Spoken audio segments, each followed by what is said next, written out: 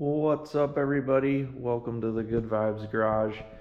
Ice season is over as far as I'm concerned. The Chevy is about as crusty and rusty as it's gonna get. But before I put away the ice fishing gear, wanted to show you guys a Smitty Sled build I did.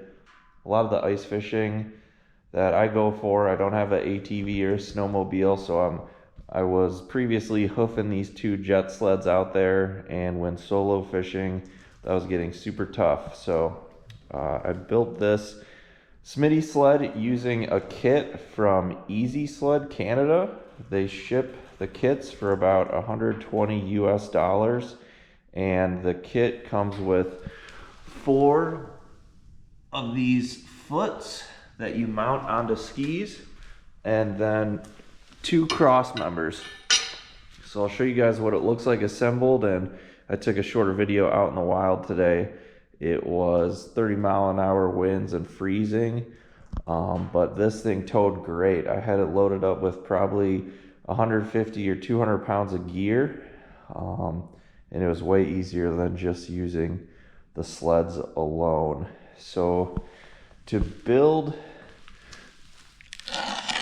a sled using this kit, like I said, you get these 4 pegs from these 4 foots from EasySled, and I found these are kids downhill skis, 47-inch skis off Facebook Marketplace for $20.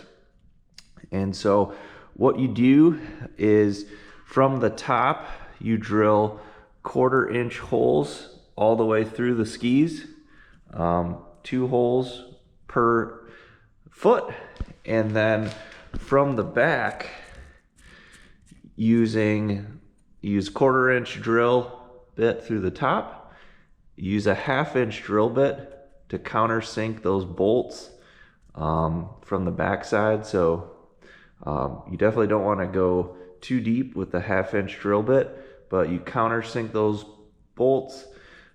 They come with nylon locking nuts for the top side. Secure those feet on. I would definitely recommend, what I did is just lay the feet on the skis, mark them with a sharpie, and then label with a number and direction so your feet go in the spot that you measured and laid out the first time. And then likewise, I tried to label face rear, face front when I had everything kind of aligned before I started drilling. So these just slip fit in and sit in there like so.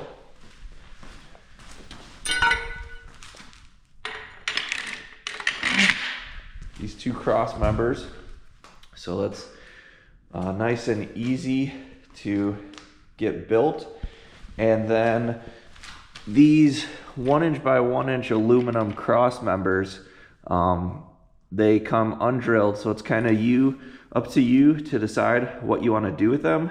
Since I had the 2 Jetsleds, I went to the store, bought 2.5-inch 1/4-inch bolts, 20 thread, and just put a nut and a locking washer on those.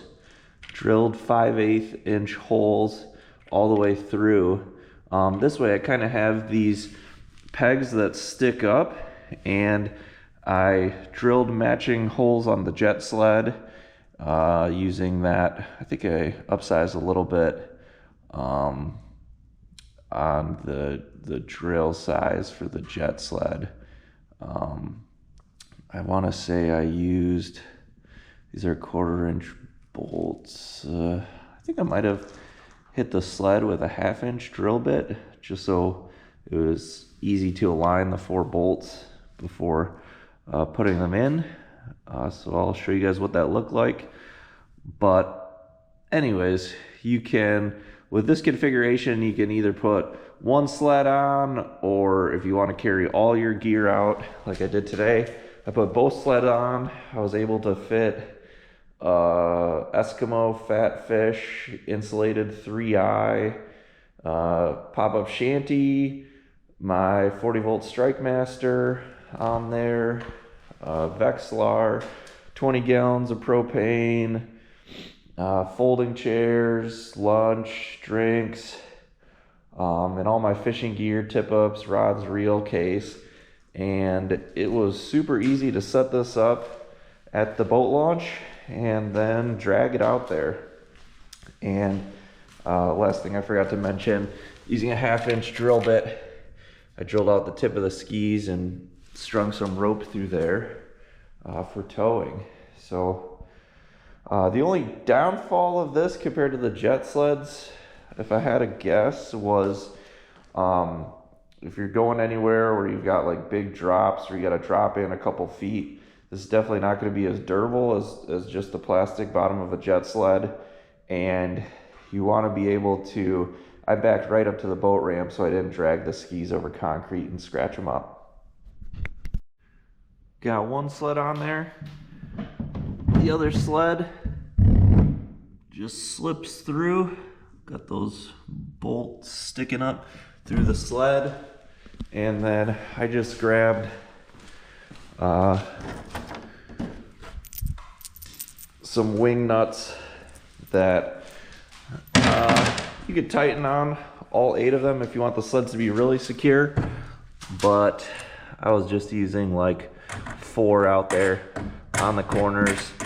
Tighten those down all the way and your sleds are secure, ready to be loaded up with gear and ready to go. I might get a little crazy next year and try and tow this thing with an e-bike or something with studded tires, but I don't have an e-bike yet. And the manufacturers do note, at least with this frame and the feet, it's supposed to only be hand towed, not towed by a vehicle. So I can't really speak to whether this would work with an ATV or snowmobile, but it worked really great and required a lot less effort than just the jet sleds themselves. As you can kind of see, I guess one last tip, I tried to drill where the bottoms of the jet sled are flat and kind of line that up, and tried to go as wide across the frame as I could so each sled's supported with as much surface area contacting the frame there. But yeah, pretty sturdy, and definitely would recommend the product, the EasySled Kit. Time is sparse these days for me, so didn't have time to build this myself, the kit at least. And the aluminum way lighter than wood, it's not gonna rot. And if anything goes wrong with your skis, you know, you can always take the feet off the skis, replace the skis if they get all scratched up, or you weren't successful drilling at them the first time. And yeah, really customizable how you want to outfit the EasySled Kit.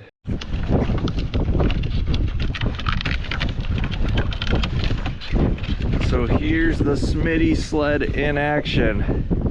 Got it loaded up, probably about 150 pounds of gear. It is way easier than trying to tow the 2 jet sleds separately.